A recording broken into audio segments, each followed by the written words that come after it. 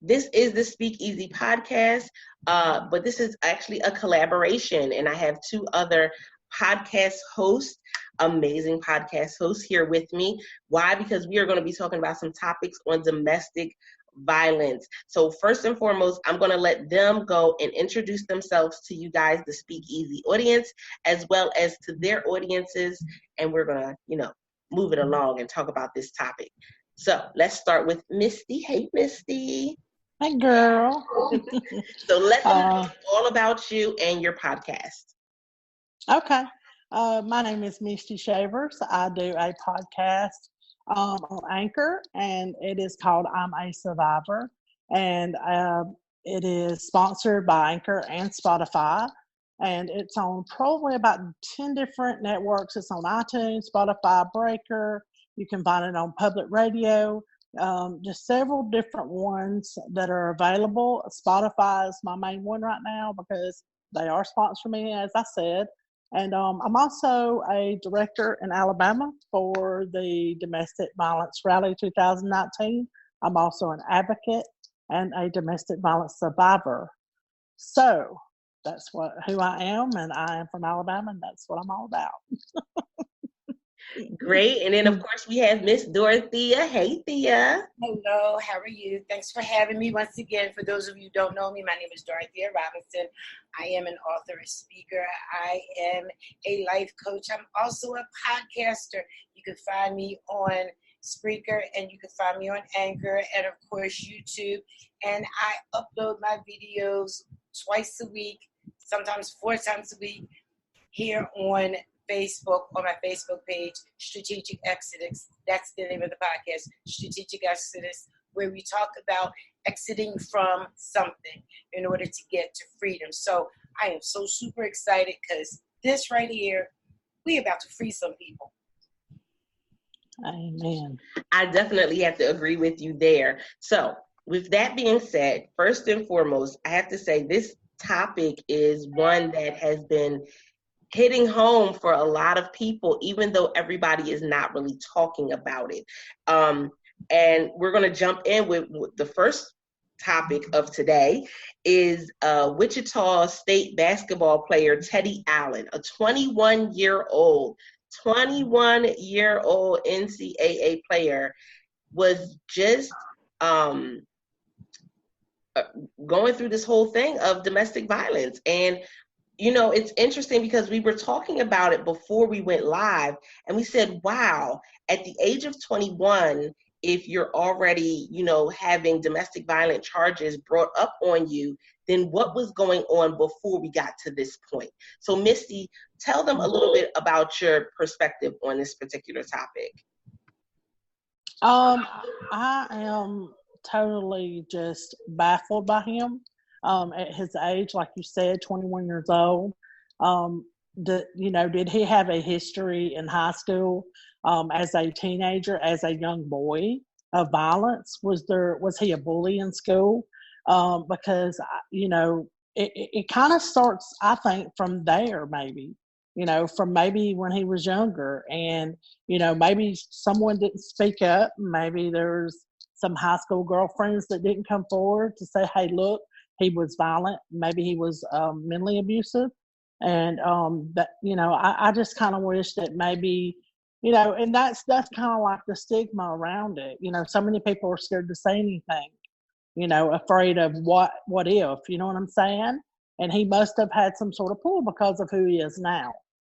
So he was popular in school. He was probably, grade A, and that's probably what happened. They just didn't want to come forward because of his status. And it's unfortunate. I totally agree. Yeah. Misty, you're 100%, 1,000, 1,000,000% correct. We can almost tell by this story, just as you said, what went on prior to this. Because right.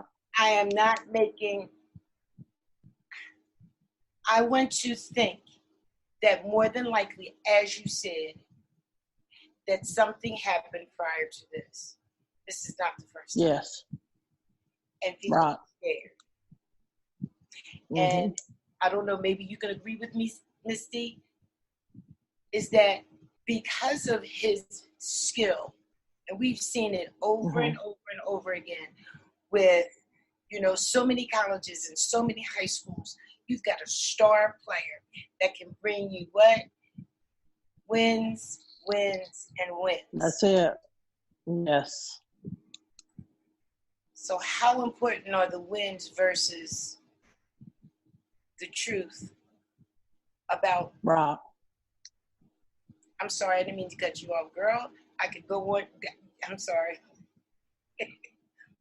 No, you're fine. You ain't cut me off at all. It just, I don't believe that this is the first time. I really believe, just as you said, that there was something prior. I would love, and I think we all would, love the opportunity to interview some of the girlfriends. Interview some of those people. Interview some of the teachers that may have turned up blind eye or turned their back and, okay, well, because he is, the jock, and he is personable, and he is this, and he is that, and maybe just not this one, because I don't think that this is an isolated situation. It's not. We hear about this all the time. It's not an isolated situation. How many movies have we seen where, look at Grease. I can name them off my head, where we see this in movies all the time, where the jock unleashes his whatever and gets away with whatever because he is that. And his poor behavior, his hands supposed to be in his pockets, but yet they are bullying young girls, but yet they have a free card, so to speak, because of their basketball skills and because of what it is that they bring to the high schools and the colleges, middle schools. Right. Yes. And what's interesting enough is that now we're seeing it as early as elementary schools. So we're seeing it happen earlier and earlier, and it's kind of given a blind eye. It's kind of, the old stigma, if he hits you, it's because he likes you. Well, that's not how we should be teaching our young girls, that somebody has, so that's how you equate that. That's how you love is him hitting me. No, that's not right. But this is something that we know for generations that has been discussed. This is something that we know for generations has been, pushed as an agenda, almost to say, okay, well, no, it's okay. It's okay. We'll deal with it in another way, or we'll deal with it behind closed doors. Now, I do have to commend, the NCAA and some of the other organizations that we're going to be talking about today for having things in place for situations like this. But we all three of us know that this was not how it always was. Is that this was not, they didn't always have these in place. And so for years, and women went being abused and had no voice. Wow. Ladies, yeah, absolutely. I'm curious, and this is something that I'm not privy to and I have not researched, please forgive me. But I'm really curious as to how many women have sat down with some of these people who are making these laws and these, these great things set in place in case something such as this has happened. How many women have actually sat down and was a part, Altovise and Misty, of the decision making as to what should be in those clauses? I'm interested in who had experience in domestic violence, rape, and or sexual assault, who have had some experience where they can lend that voice, that right voice, and not the voice, well, this sounds good, so let's just put this in when it really doesn't work. I'm just interested in who they sought after, who they connected with, who they contacted in order to make some of these these rules and regulations. I'm curious. Mm-hmm. Yeah. Me too. No doubt. I do know, I have recently contacted, I think, well, I don't know if you know Dorothea, but I had contacted the University of Alabama, about helping with the domestic violence rally. I think I had said that. And, I got in touch with a lady and she said, we are teaching our student body about domestic violence. I was blown away by that. I was really, really impressed by that. And I was just like, wow, really? This is happening? And I really do think that there needs to be curriculum activities, even in high school. I mean, I know they're young, but it needs to be addressed. It really does. I mean, maybe this even started at home for this boy. The abuse might have even started back when he was a child. He might have saw this at home. So, I mean, I think that it needs to start early so kids can know this is not right. Even though mama survived, it's still injured, and it injured him. You know what I'm saying? So this is just, it goes deep. It really goes deep, if you think about it. So Misty, so now you got my wheels turning, sis. That's why I love you. So you just put something here. So it's being taught in colleges. Great. Because it does start at home. We all know that. Mm-hmm. Altovise mentioned that it started as early as middle school, which is true. Right. I had a daycare center, and I watched it. I knew what was going on at the house because of how the 4-year-old and how the 6-year-old were interacting with each other. I got a sense about what's going on. So with that being said, if this is a curriculum, again, I would love to see who they have coming in. Are we teaching book knowledge? Yes. Are we teaching, are we getting lessons from somebody who's been through it and has teaching capabilities? Are we, looking at the children for whom it is that we present this information before? Are we making outlets in case someone says, listen, that's me, I'm tired, I'm ready to go, I need help? Are we making provisions for those children? Because they are going to reach out. They may not reach out the first day, they may not reach out the first week, they might reach out mid-semester and say, listen, I need help. Are we taking precautions to make provisions for those students who come and say, I need help, I need assistance? I love the idea of it being taught in school. It is a shame that we have to teach it. It's a shame that we have to reach back even as far as, that good touch, bad touch. Altovise and I, we share Philadelphia together, and there used to be something called Catch a Girl, a Girl. Well, back in my day, used to be Catch a Girl, Kiss a Girl. Right. Okay? But, I mean, it was a thing that it's okay. And unfortunately, it's still taught that way. We can still see it on campuses. So Misty, when you went and you found this information out, did they share with you about, the curriculum, what the curriculum looks like? No, she didn't. I mean, I wanted to really get in deep about it with her, but she was like, she did say things like, we are talking about a student body, and I can't really get in depth with you because even although she knew, I had presented myself in such ways, she really didn't know, you don't know who you're talking to on the other end of the phone, even if I say who I am. So that being said, she couldn't get in depth with me over student body. And I was thinking maybe because of the HIPAA rights, and maybe that's what it pertained to. But I am like you. I would love to know who is teaching, who will teach, what will be the curriculum if that ever happens. I really do think that that's something that needs to happen. I really do. It needs to start in school, being taught. I mean, like you said, it's a shame that that's going to have to go there. It's going to have to be that. But is that what's going to have to happen in order to help children, essentially grow up and not be violent because they witnessed it at home. They're witnessing it in school, bullying and different things like that. That's interesting because it takes us right into the other topic that we were talking about when it came to the Phillies outfielder, Odubel Herrera.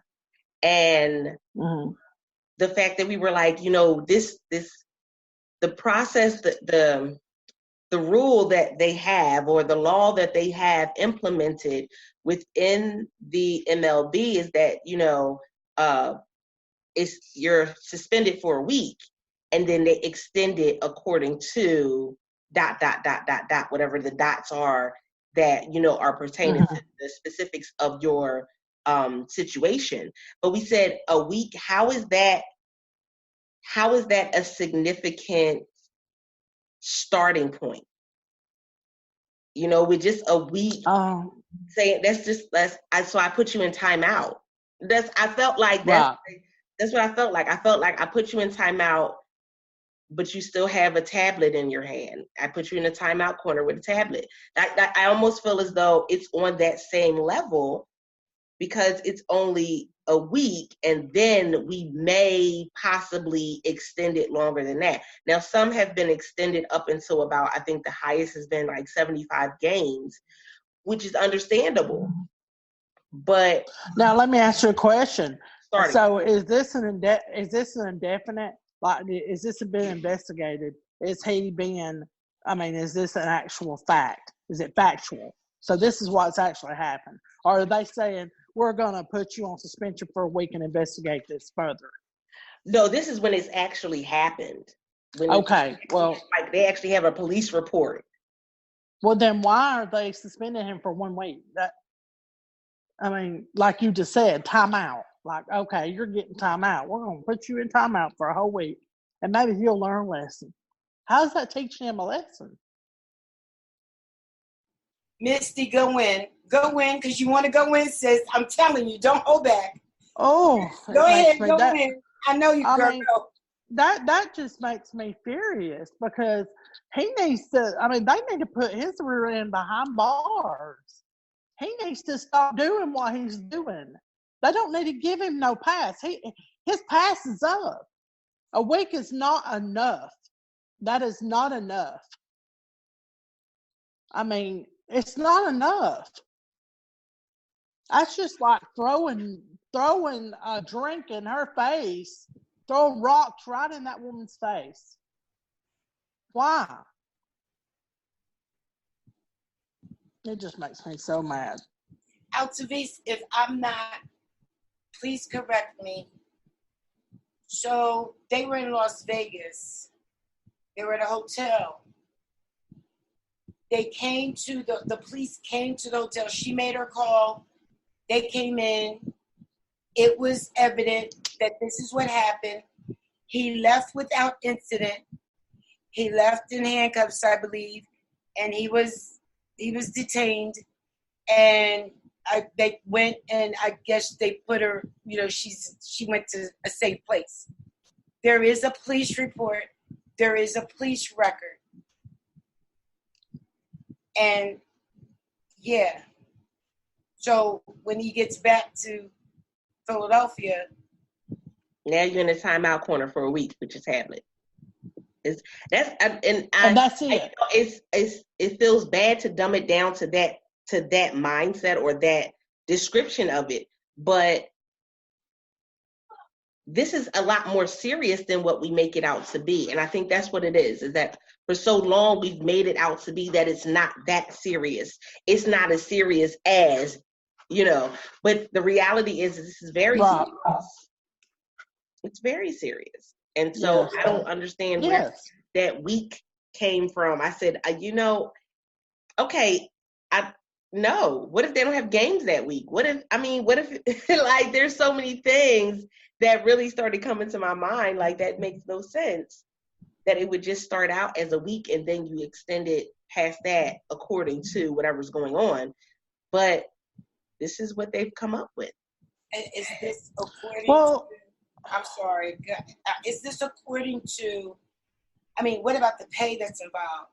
I mean, did he get a lump sum for the whole entire year? So is he still getting coins? Is still coins being dropped into his pocket while he's on this week off, whatever that week payment is? I'm not quite sure. So is he still, sitting at batting practice?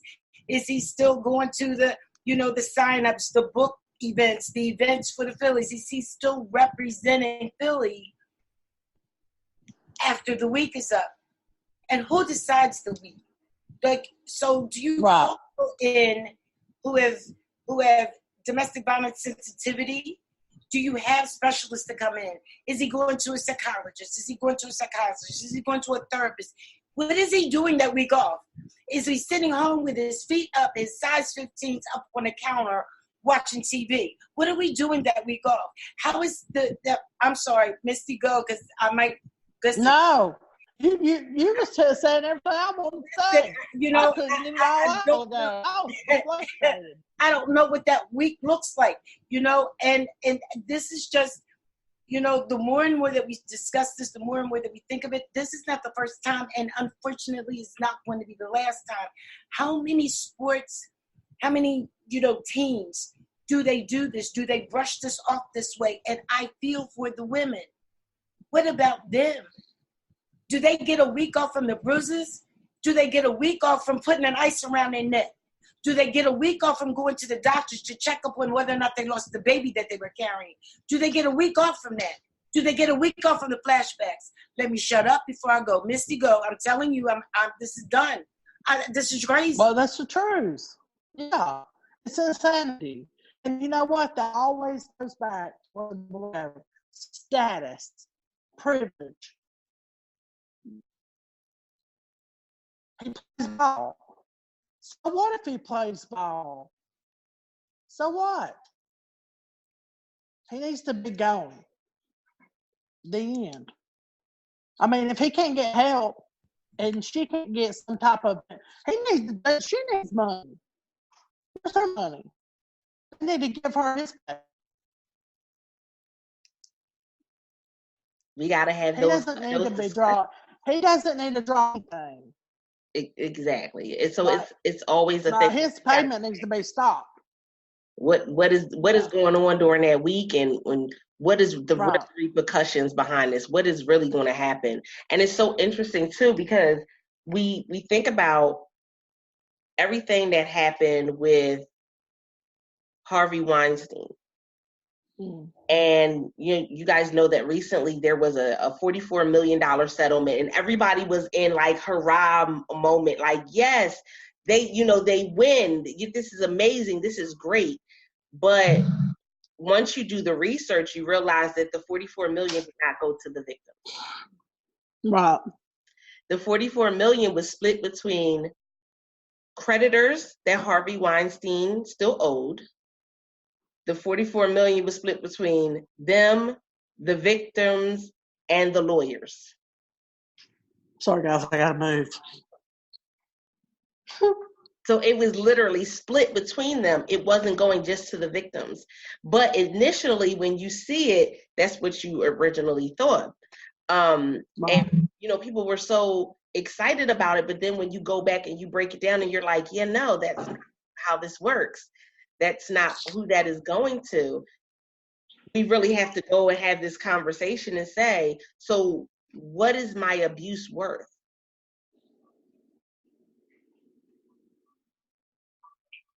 What is my suffering worth? The things that I've gone through, what are they worth? Of course, they're going to be worth one thing to us, but what are they worth to society?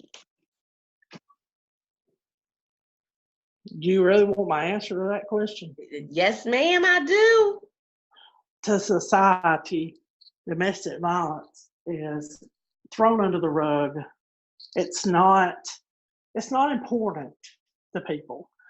People have never had a family member or people that are not abused or, where I live in the South, it is, of course it's taboo around the world and in the States, period.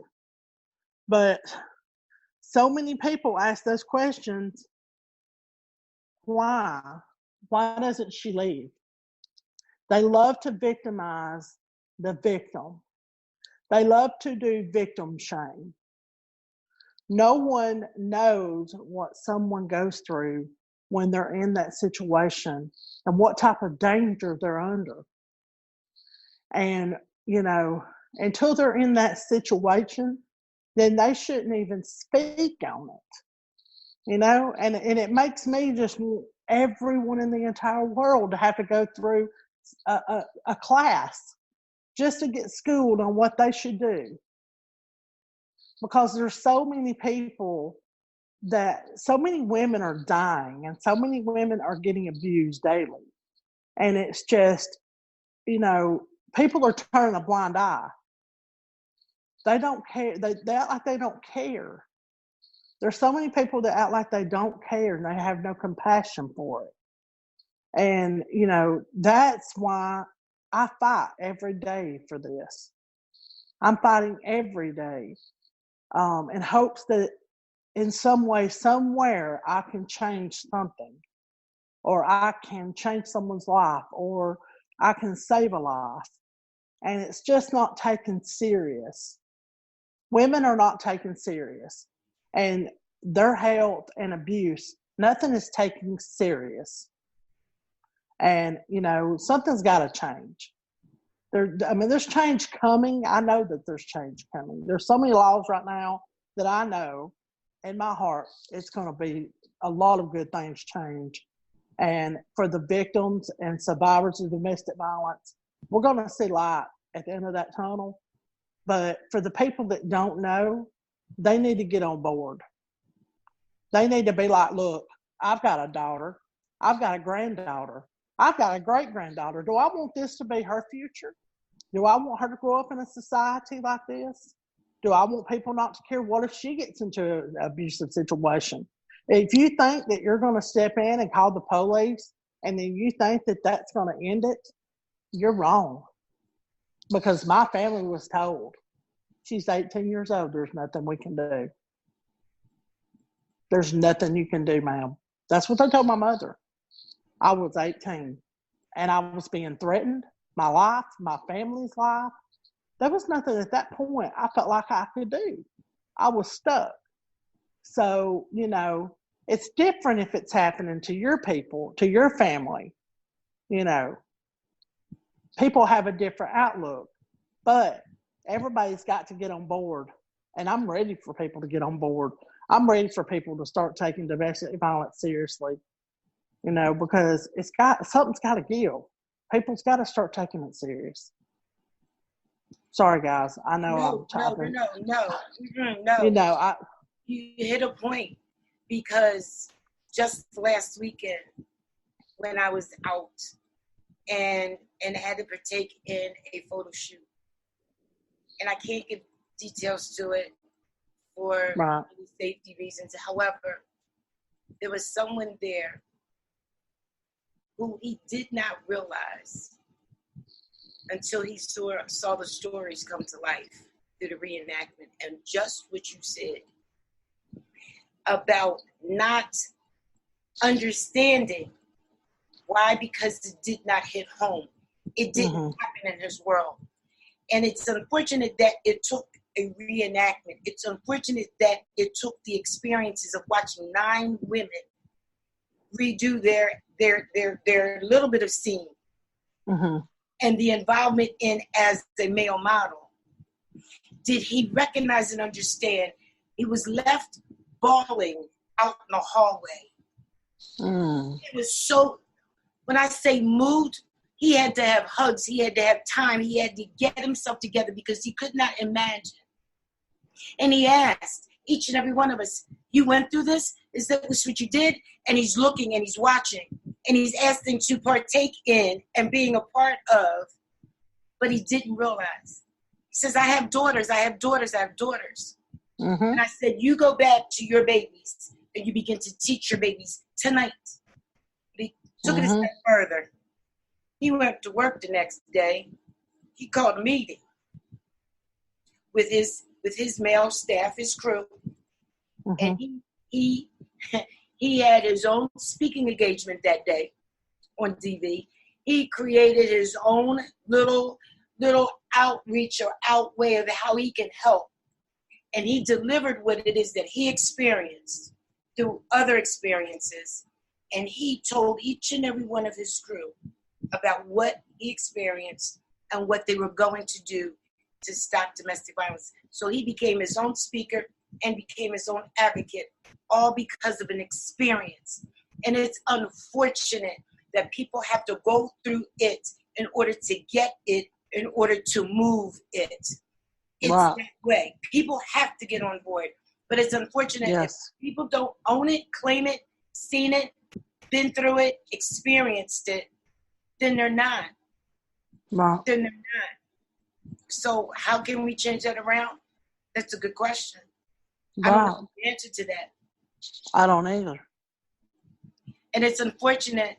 We've got to either wait till somebody gets set on fire, maimed, legs, cut off, appendages removed, murder, suicide, children dying, some traumatic event.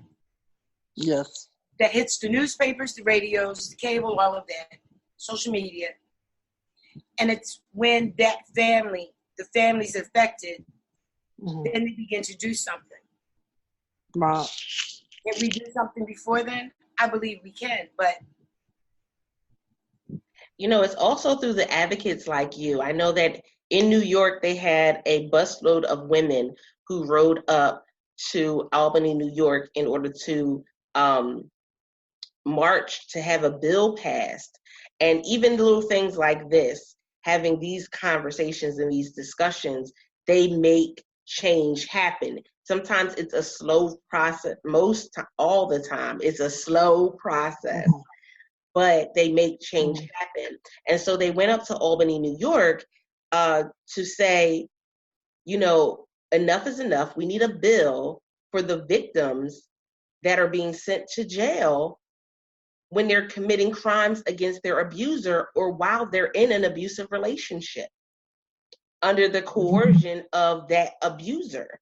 And one of the young ladies, I don't have her name in front of me, but one of the young ladies literally was in jail for 17 years because she shot her boyfriend in the neck and he died. But he was in the midst of choking her. Wow.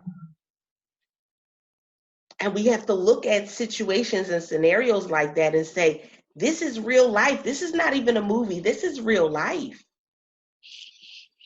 So you fought to break free and have your life, and you had to do it by literally defending yourself, and you still end up losing your life because now you spend 17 years in jail. And then when you come out of jail, you've missed family members, emotional events, you've missed those who have passed away, you've missed so many different things because you were defending yourself against an abuser. And see, that right there, what are you supposed to do? If you're in a situation like that, okay, you can call 911. I could have called 911, but he would have kicked my guts out, okay? They don't understand that. Actually, the police was called at one point in time. What happened? His hair was messed up on his head because he'd been whooping on me. He was red-faced because he'd been hitting me. In the state of Alabama, both parties will go to jail. They will go to jail.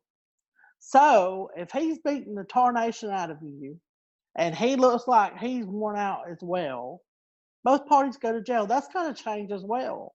Law enforcement needs to be trained to know if a woman is being abused. They do. They need that. They've got to have that. And I do think that there are certain counties in the state that do practice that. I don't know about the county that I live in, but they need to be trained to know that woman's being beat, or she's being manipulated, or he is in her head and he is threatening her behind closed doors, because I was basically like, that's why I didn't speak out no more than I did, to a law officer, because it didn't do any good. I felt like that was it, that I couldn't speak up to someone in law enforcement, because if I did, not only would he not go to jail, we would both go to jail. And then on top of that, he was going to beat me after the police left. Yeah. So why doesn't she leave? Why doesn't she just, call the police? Because she's going to meet it at some point, because she knows that there's only so much defense. Because when the police show up, you had better have some battle wounds. You had better have some scars. You would have to be bleeding. And I'm not going to sit here and tell you and tell the listening and viewing audience that, let me just say this. If it's your life that you're in fear of losing that day, and there's so many women out here who believe that they have to stay for many reasons, valid reasons unto them. I can never judge why a woman stays, because I stayed for 30 years in my abusive relationship. All 8 categories is what it is that I suffered through. And just here recently, just a continuation of that into my children. But you do what you need to do in order to stay alive. And sometimes that you have to determine for yourself. She knows her abuser the best. She knows the ins and outs. She knows every, and when I make plans, I have to incorporate what it is that she knows. I just can't go ahead and write a plan for her when she knows him the best.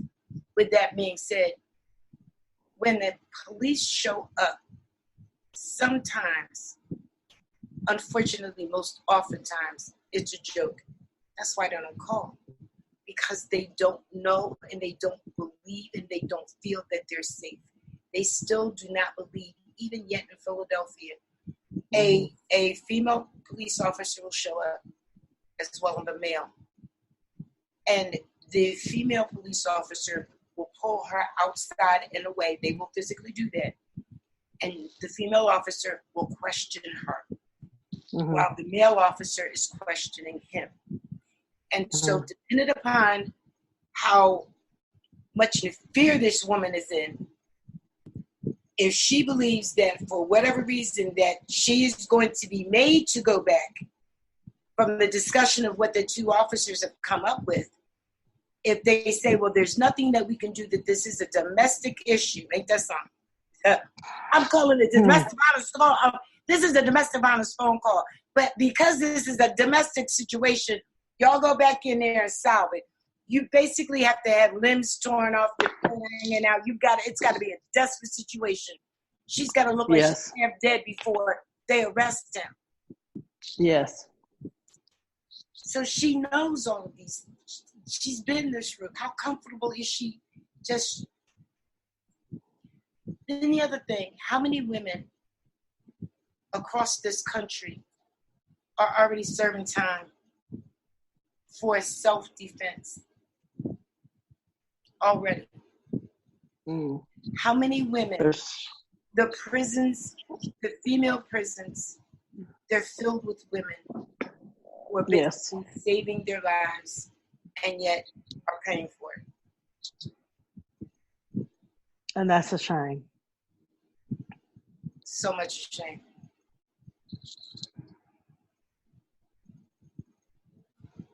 I just, the prison ministry is one thing I want to get in, and it's always been on my heart to incorporate that and what it is that I do. But in just speaking with, it's a lot. There are a lot of women who have, maybe didn't even murder but just basically self-defense. And they're walking around free, abusing somebody else. Yeah. And they're in prison, missing your children, the whole 9 yards. And, I'm not asking, or, the community, the viewing and listening audience to have this heart of sympathy. No, we need people to do a little bit more. Do some research, do something, do some investigation. Just read for yourself about some of the things that women who go through abuse, defending themselves, just in your state. You don't even have to look in anywhere else. Just look in your state and find out what are the laws, what are the guidelines. What will the police do if I call 911 and if I'm upset? Just find out right in your area. You will totally be shocked and amazed, because we assume, oh, you know what? If I ever got in that situation, I'll just call the police. Well, darling, try that. Try that in Philadelphia. It's not going to go the way you want. This big metropolis, it is not going to go the way you want. It's be informed. Well, there's so many people down here that are trying to keep up with the Joneses. You know what I mean? And it's like, our family is fine. We have no problems. So as long as we don't have any problems, then domestic violence is not on our register. We are not concerned and we are not worried about it. And that's about the extent of it, guys. And it's really sad that it's like that. It definitely is. It definitely is. I know that I went through having one of my previous guests. I got an email. Someone had seen her podcast interview on my YouTube channel, and I got an email that she was killed in a domestic violence. It was a murder-suicide by her husband. And they sent me the article, and I sat in complete and utter shock. Those of you that have followed the podcast for any length of time, you know that I interview authors and speakers, and we talk about topics that range from domestic violence to homeschooling kids and health and wellness to finances, everything and anything in between, because every author has a different background, every speaker has a different background. And she was a publisher. She was an amazing, amazing woman. Her name is Carmen Hendricks. And I got an email, and they were like, well, I just wanted to let you know that our friend, she passed away. And he sent the article, and I read it, and I just broke down in tears. Because, here it was just a week I think like a week before that, she had just received another award. Oh, wow.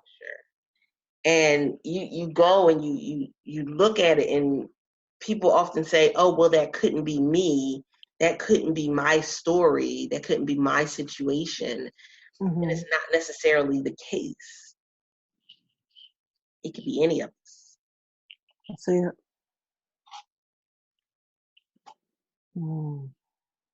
Powerful. Sad, tragic, and powerful. And if you don't think that domestic violence isn't sad, tragic, and powerful in moving lives to utter despair, there is something wrong with you, because women are dying. And it's like, when you say that, you got to say it with conviction, because that's what's happening. Homicides. It is pathetic. When I looked up the statistics in Alabama, they're 2 years behind in the counties, every county, of reporting to the state.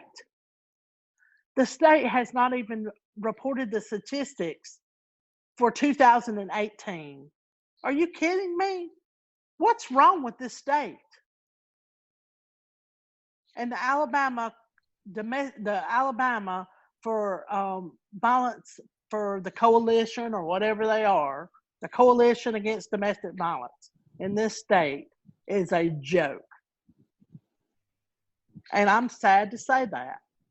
But when they will not stand with other organizations to rally against domestic violence, there's something wrong with that picture. There is something wrong with that picture. That's the reason why there's so much going on and so much happening and so much domestic violence happening, because it's like they won't unite. They won't get together with everyone. All of us unite. Let's do it all together, because with everyone together, we can make a difference. You know? So very true. It is. And that, those of you that have followed my broadcast for any length of time, you guys know that was something that really broke my heart. And looking at because they had these security cameras, so you could hear the police show up. And it was like a couple hours. And then you hear the clip. Yeah, it was, excuse me. When I heard, I just, okay, here's the story. But when you saw the standoff, and although when the news came to Altovise, she shared it. It was after the fact, so she had already passed. But then you see the newsreel, and then you see the standoff, and you see him in the doorway, and they're trying to negotiate, and then you see the door close, and then you hear the gunshot. So it was heartbreaking. Her story is not going to go in vain.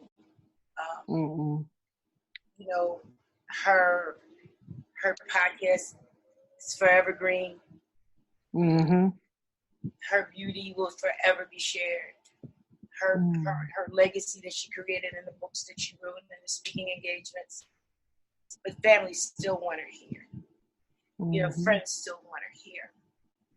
And I think the discussion about safety and at any length and any measure, you have to stay safe. It can happen to anybody. People don't want to believe that there's a woman in corporate America who's making $500,000 a year. And we're not talking about celebrities. We're talking about somebody who's well educated, who is a doctor, who's a sociologist, who's a biochemist somewhere. No, not them. Yeah, they them too. Misty, you know them too. Yes, you know them too. So we're not talking about the doctor and the nurses who walk the floors saving lives of other people. Oh no, not them. But yes, them too. They're meeting at home. They're running the risk of dying. Every day, it does not matter how much you make, how little you make, what color of skin you are, how big, how tall, how much education you have or lack thereof, what country you live in. Domestic violence is a plague that plagues the world. It plagues the world. It could care less about any of that. And so when it's unfortunate that we have to have events to create laws, Tina's law, Marcy's law, Karen's law. When we create these laws, they're created because on the back end of that law was a person. Hear me. On the back end of that law that was created, it was because of someone's demise. Yeah. On the back end of that law is a family who's trying to push it through so somebody else won't have to go through what their family member did. And so it's important to just, familiarize yourself with, what's going on, because as Misty said earlier, and what is being conveyed here is this: it could happen to your mother, your father, your brother. Yes, because men are abused as well. It can happen to your children. They could be victimized. Your sisters. But those who leech on those that they can control, Mm-hmm. and take it to a whole new level, and take your family through a whole new experience you don't want to experience. You need to be well abreast. You need to get involved well. And as Mitzi said, please don't sit back to say, well, it don't happen to me, and it hasn't happened to me, and it can happen to not our family. Oh yes, your family. Yes. Oh yes, your family. Mm-hmm. 1 in 4 women are abused on a daily, regular basis. 1 in 4. Newsflash: if you all go to church tomorrow, for those of you who sit on church pews, I want you to count off 4 women. Okay? Exclude yourself, but count off 4 women. And if it happens to be your first lady sitting on that pew, oh well. Count off 4 women. 1 of them is being abused. 1 of them is being abused. If you've got 4 sisters, 1 of them ain't telling you, but 1 of them is being abused. Mm-hmm. It's just not a black guy. Misty will tell you, it's just not a broken bone. Mm-hmm. It is much more than that. Misty knows, Altovise knows that,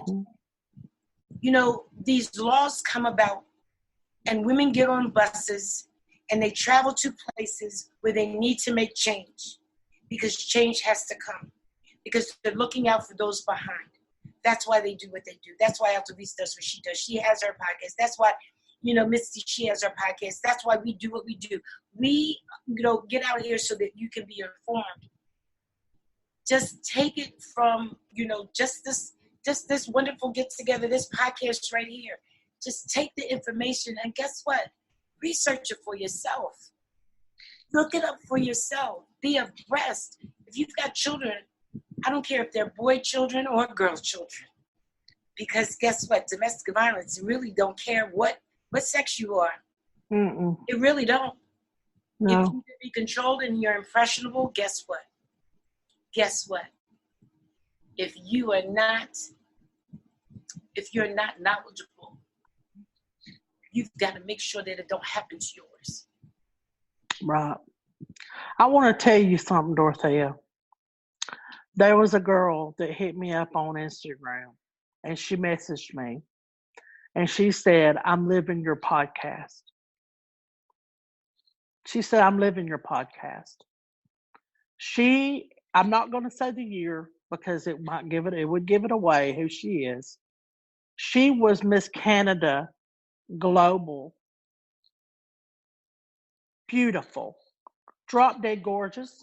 Beautiful children. Beautiful woman. She is living in a domestic violence relationship as we speak. And she was a beauty queen. She still is. I mean, But like I said, I won't tell the year. She told me what year she was. But I told her, I will always be here for you. My podcast, my info, everything will always be to her fingertips. I will always be there to try to help her. But I get stories like that on a daily. See, these are behind the scenes. This is behind the scenes. People don't know what happens behind the scenes.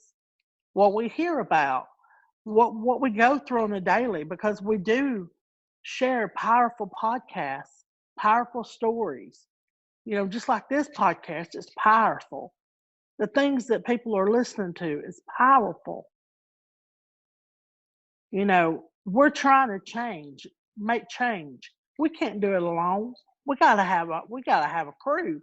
We gotta have the whole entire world to make a change with us.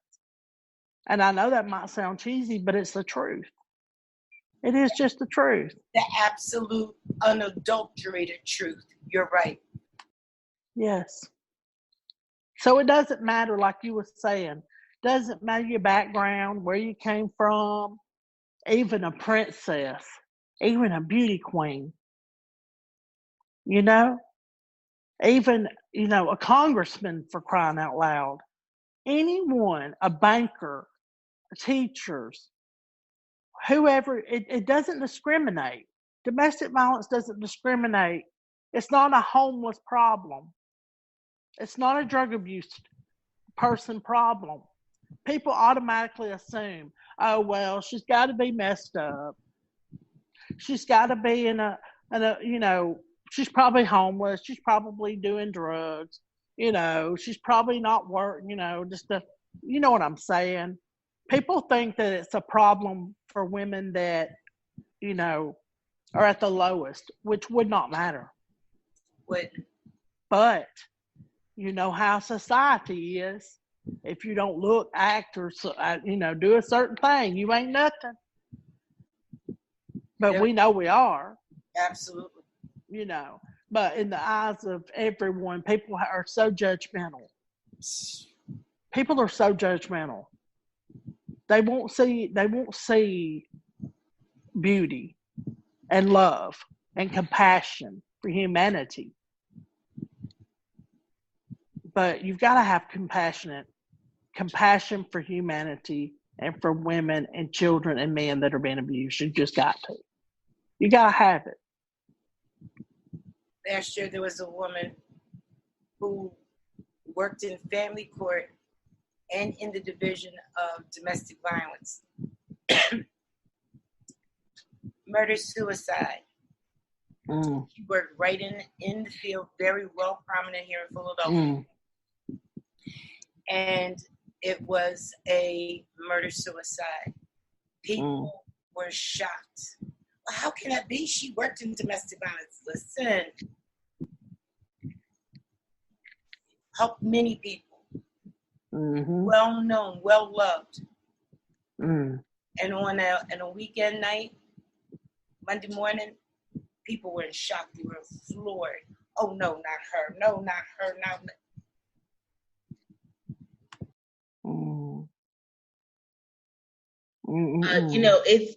It's conversations like these that bring people together. And one of the reasons why we're coming on today is because of the connection that has been made with hashtag Voice for the Voiceless, a rally that is being put together across the U.S., as well as hashtag No Not Ever. And when I look at the conversation has to be had. It has to be shifted. But we also have to take action. And so let's know a little bit about the Voice for the Voiceless, and then we'll go ahead and let them know about No Not Ever.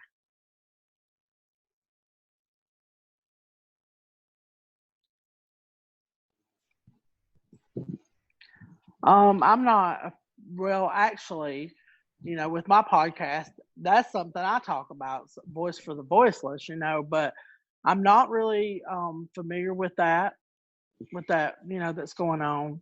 I know that we've got the rally that's going on.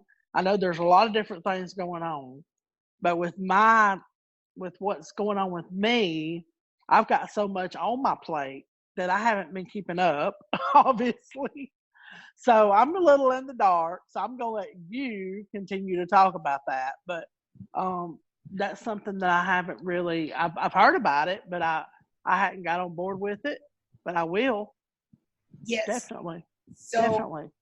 Misty and I have the pleasure and the honor, and we're both humbled to be with FFD Helping Hands, the domestic violence rally, October 1st in Washington, D.C. Misty is the director of Alabama, the great state of Alabama. Yes, ma'am. Roll Tide. Yeah. And so she is, moving and getting things done. She has, moved about to get Alabama aware of what the walk is about, when the walk will be. And she is, who is it that you've connected with thus far? And, talk about the rally. I have emailed Channel 13 down here, which is the news station. I've actually connected. I'm trying to connect with people. I'm not getting enough movement here. I wish I was. I'm a little disappointed in that, but I got contacted with the University of Alabama. I've got to re-email them again about some memorabilia that they're going to sign for me, so I can auction it off to get funds so we can get survivors and victims to Washington. And I have contacted Fox 6 News here, and I email people a lot. I've done Congressman Sewell, Miss Terry Sewell. I've emailed her. I've got to send another request into her. And I've got another congressman that I've emailed. I've got in contact with the Alabama Public Radio Service. I'm trying to get a ad with them. I'm trying to get online with them, get on the radio. I'm trying to get Alabama involved, but it's like we've got a stop sign down here. And I have contacted the coalition. I got shunned by the coalition. I'm not happy about that at all. YWCA would not return my phone calls. But Their state. You keep but pressing. I'm pressing. I'm pressing. And so with your podcast, what's the name of your podcast? How It's I'm a Survivor. It's called I'm a Survivor. It's just I am a survivor. I did figure out on Spotify that you have to look up Misty, aka Mista, which is one of my names that I go by. Like I used to do a lot of poetry, and Mista was something that I went by with my poetry. So it's I'm the author and I'm the publisher of my podcast. So it's Misty, aka Mista. So I do that, and I'm very proud of the podcast. It's done exceptionally well. I've got some people that are going to be coming on. Cynthia, which is the CEO of FFT, Helping Others. She will be coming on Tuesday. And then I have a lady from Florida that is she does a nonprofit organization in Florida. And I think it's called Mustard Seed or something. I forgot the name, but we have talked and communicated for quite a while now. And she helps women that are abused to get she makes purses for them. And she puts toiletries and different things they need when they've left abuse. Shampoo, conditioner, deodorant, things that they leave behind that they need. They desperately need these things. And she creates this for them so she can take this to shelters. And she donates this. She donates her time. And she's supposed to be on the podcast Monday. I'd love to get her involved in the domestic violence rally. I know she sees me doing that. I think she's extremely busy, but I'm hoping to try to get her persuaded into joining, the movement. And I'm just very, very honored that Cynthia came to me and wanted me to be a part of the FFT, Helping Others, and the domestic violence rally. I feel very honored and blessed. And, I do what I do every day on a daily. I will stop what I'm doing for a survivor, for a victim of domestic violence, to share my story and to talk to them and give them information on how to reach help. Any time of the day, I'll stop what I'm doing. So that's my mission in life, to have a voice for the voiceless, to be a voice for the voiceless. I'm always going to do that. I'm never giving up until the day I'm no longer here. My voice will be heard. So I'm very passionate, extremely passionate about what I do and who I talk to about this. And I'm very honored to know you, Dorothea. It is just an extreme honor to have you as a friend and a confidant, and have you as someone beside me in the rally. It's just an extreme honor. And I'm so happy that you introduced me to, I cannot say her name for the life of me. Altovise. It's so beautiful. Altovise. I can't say it, but it's beautiful. And I think it's a Southern thing, maybe. I don't know. But she has been I knew when I talked to her on the phone, she was just a beautiful human being. You can just see it. You can hear it in her voice, her heart, her soul, and I love that. I love people that have compassion. And I can feel that in her. And, you just know when you know. You know that you know that you know. And you do know that you know that you know. I am excited to have participated here on this, this podcast. It's a joy to know that a connection has been made between you and Altovise. I am somebody who writes plans for women who are in intimate partner abusive relationships. I am a life coach, teaching and helping women to understand, victims to understand that there is life after domestic violence. September 15th in 2018, there was a telesummit that, I felt that it was important to have. And on my live stream, my broadcast, I always end with or ask my audience to do something. Do something. Everybody's something is different, but do something as it pertains to domestic violence and intimate partner abuse. And Michael Gibson went out and he did just that. He did something. He is also known as the biblical poet on Facebook and YouTube and I believe LinkedIn and Twitter. But he came back and he said, I want you to see something. And the video in which he put together, when I say I had to watch it at least 12 times before I finally stopped watching it without crying. He listened and he brought to life the content in which I had been sharing with my audience, my viewing audience and my listening audience. And he came with the hashtag, no, not ever. Not my mother. And don't let me get it wrong. Please, please, please, please. It's not my mother. Not my wife. Not my sister. Not my child. No, not ever. And the music, the words, the slides, all joined together in such a mellifluous way that you have to watch it twice. You have to watch it with your eyes wide open and watch the slides and the words. They all coincide. And then I ask people to watch it with your eyes closed. Because then that way the words would seep in and you would get to understand. And at the end of the video, you will have just a little piece, just a little sense of domestic violence and the movement to end it. That's how hashtag No Not Ever came about.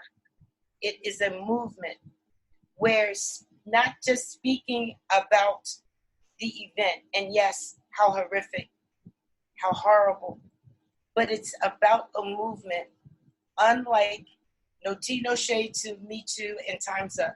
Not. This is a movement that was created to speak to the heart and the action of. Because we do not speak enough to the action. We do not, speak to the behavior of.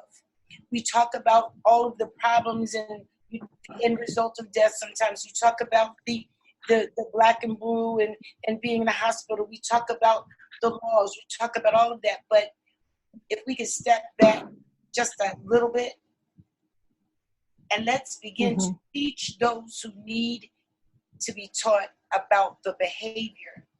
That son, that is not an okay, just as we said earlier, son, no, not ever will you touch your mother. No, not ever will you touch your sister. No, not ever will you hit your girlfriend, because they may not know that.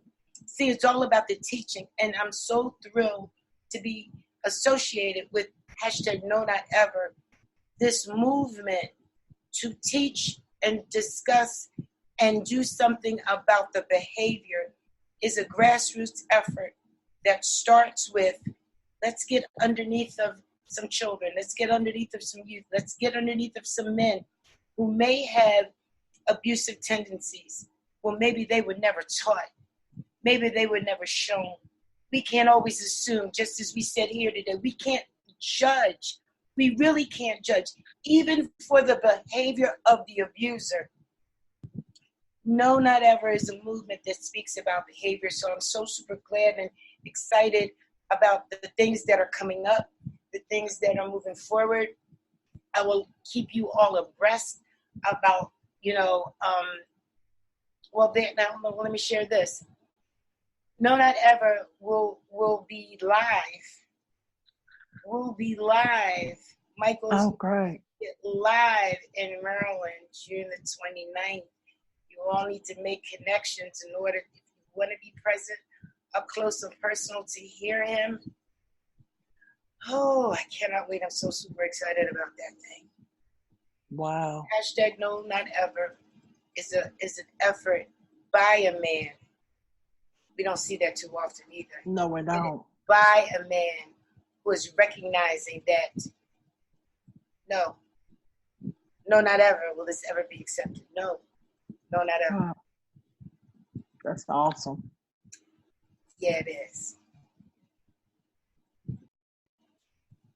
Man, this has been an amazing discussion today. I'm so super excited that you guys decided to come on and have this discussion, because it's definitely one that's needed.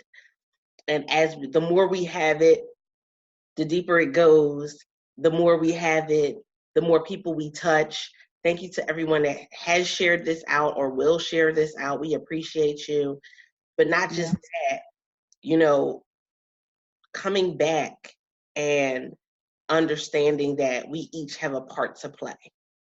And you may say you don't know what it is that you can do. Connect with someone in your local area. Connect with an organization. And it doesn't necessarily have to be with domestic violence, but we're saying, connect in some way, somehow, that you're making somebody else's life a little better. Wow. That's what this is. Yes. And to kind of like straighten up what I said about the Alabama Coalition of Domestic Violence, I'm pretty sure if a lady needed to contact them, that they would help a woman. They will help. They are a good organization. I was saying kind of a little bit venting on my level because of the fact that they wouldn't join the movement. And to me, that's very important. And I'm very passionate about that. And I think that if every organization in every state will join the movement, then we'll see more results. Yeah. At the end of the day. So that's just me. And every podcast, I put the National Domestic Violence Hotline on every one of my podcasts. So in the beginning, I was a newbie and I didn't, but now I do provide that information. So it's always out there to anyone that needs help. So, and I'm always available. I'm a message away. That's it. So we appreciate each and every one of you for coming and joining us today. Don't forget that if you have not done so already, let us know how this particular episode affected you, or maybe someone you know is going through domestic violence and you feel as though this opened your eyes to some things that they may be enduring. With that being said, we appreciate you guys. And until next time, don't forget to press it out. See ya.